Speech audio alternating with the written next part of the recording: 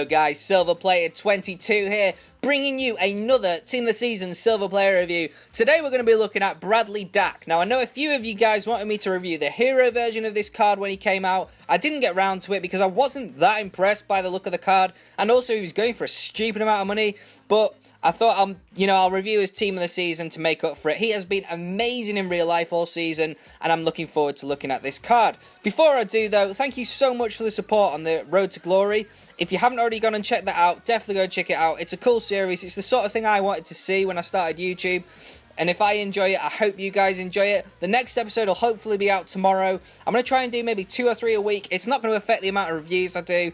I'm still going to do double uploads when I can. There'll be a double upload today, so get excited for the second one because it's a little bit of a special player. That'll be released about 7, 8 o'clock tonight.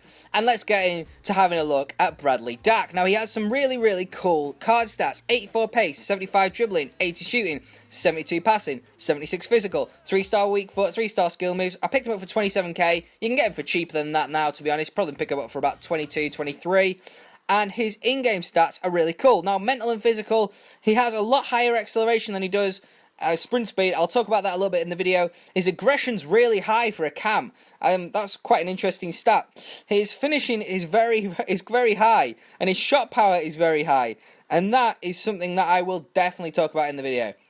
And as we look at his player info, he has medium work rates, he's right-footed, and he can play all the way across the midfield. Now, I said we were going to talk about in the video, sprint speed being lower than the acceleration. It's noticeable, but it wasn't a problem because his acceleration for a cam, he could burst past someone and he could get far enough ahead of someone so that they couldn't really catch him. And he was actually not too weak. He was strong enough to sort of hold that position. He wasn't strong, but that aggression and stuff helped him sort of just like keep nudging the player away.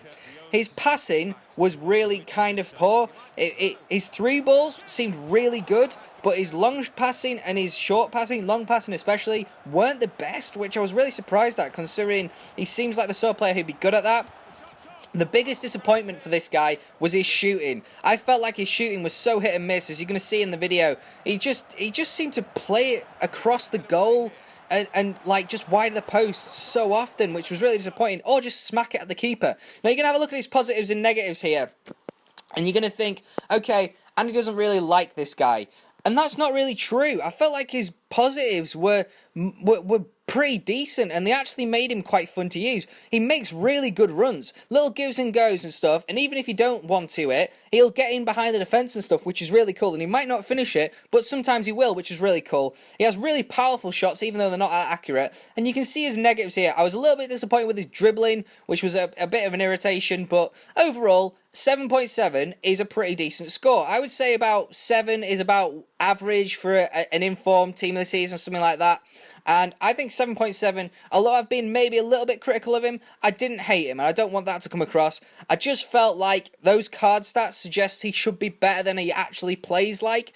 And he's not someone that I'd rush out to go and get, but he's someone, if I was doing a squad builder and I needed an English player from, the 3rd tier, I would go to him because, not horrible to use. And he is a real talent in real life, and I think we're going to see some exciting cards from him over the next few years. I think some higher up team will purchase him in the summer for sure.